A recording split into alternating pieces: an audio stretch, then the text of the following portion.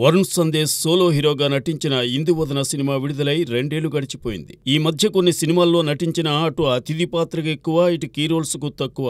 మళ్లీ ఇంతకాలానికి నింద సినిమాతో తన అదృష్టాన్ని పరీక్షించుకునే ప్రయత్నం వరుణ్ సందేశ్ చేశాడు. మరి అన్సక్సెస్ఫుల్ హీరో అనే నింద నుండి నింద సినిమా అతన్ని బయటపడేసిందో లేదో తెలుసుకుందాం. దర్శక నిర్మాత రాజేష్ జగన్నాథం నిజ సంఘటనల ఆధారంగా నింద సినిమాను తీసినట్టు చెప్పుకున్నారు. ఇది ఆంధ్రప్రదేశ్లోని కాండ్రకోట అనే గ్రామంలో జరిగే కథ. మంజు అనే కాలేజీ విద్యార్థిని అత్యాచారానికి గురై హత్య చేయబడుతుంది. తాగుబోతు బాలరాజే ఆ పని చేశాడని ఆధారాలు ఉండడంతో జడ్జి సత్యానంద్ అతనికి ఉరిశిక్ష విధిస్తాడు. కానీ ఆయన మనసులో ఎక్కడో బాలరాజు నిందితుడు కాదనే నమ్మకం ఉంటుంది.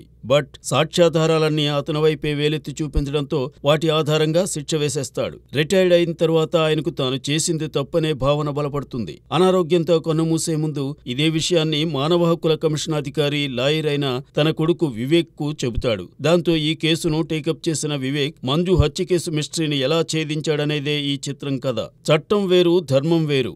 న్యాయస్థానాల తీర్పులకు అతీతమైన ధర్మం అనేది ఒకటి ఉంటుంది. కాలం ఆ పని చేసుకుంటూ వెళుతుంది.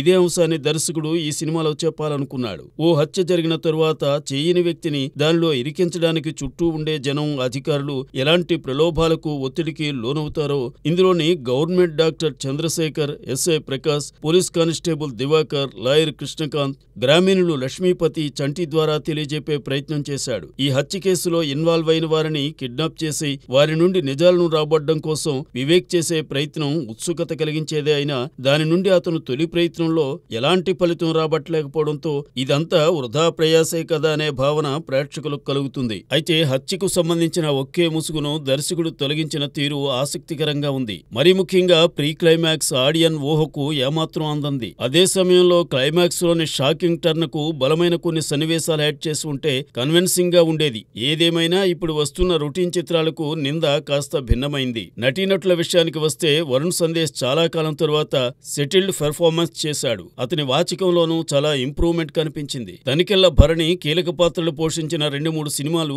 ఈ వారంలోనే జనం ముందుకు వచ్చాయి. ఇందులో ఆయన్ని దర్శకుడు చక్కగా ఉపయోగించుకున్నాడు. భరణి కనిపించేది 4-5 సన్నివేశాలే అయినా కథ అంతా ఆయన పరంగానే సాగుతుంది. మర్డర్ మిస్టరీని కిడ్నాప్ డ్రామాతో మిక్స్ చేయడంతో చాలా వరకు కథ ఒకే గదిలో సాగింది. దాదాపు గంట పాటు ఆర్టిస్టుల క్లోజప్ షాట్స్ తోనే కథను దర్శకుడు ముందుకు తీసుకెళ్లాడు. ఈ క్రమంలో సూర్య, భద్రం, రాజ్ కుమార్ కుర్రా, సిద్ధార్థ్ గొల్లపూడి, మైమ్ మధు, అరుందలై, శ్రీరామ్ సిద్ధార్థ్ కృష్ణ నుండి చక్కని హావభావాలను రాబట్టుకున్నాడు. ఛత్రపతి శేఖర్ తన పాత్రకు న్యాయం చేశాడు. వరుణ్ సందేశ్ స్నేహితురాలిగా శ్రేయారాణి రెడ్డి, మంజుగా క్యూ మధు నటించారు. ఇందులో సర్ప్రైజింగ్ ఎలిమెంట్ అంటే రాజన్న ఫేమ్ యానీదే. తన పాత్రను ఆమె సమర్థవంతంగా పోషించింది. శాంతు ఓంకార్ నేపథ్య సంగీతం, రమీజ్ నవీద్ కెమెరా పనితనం బాగున్నాయి. కథకు అవసరమైన మేరకు నిర్మాతలు ఖర్చు పెట్టారు. ఇందులో ఉన్న 2 పాటలను కిట్టు విశ్వప్రగడ్ రాశారు. దర్శకుడు రాజేష్ జగన్నాథం కు ఇదే మొదటి సినిమా అయినా అలా అనిపించదు. అయితే కొన్ని సన్నివేశాలను మరింత బలంగా హత్తుకునేలా తీసి ఉండాల్సింది. అంచనాలు పెట్టుకోకుండా వెళితే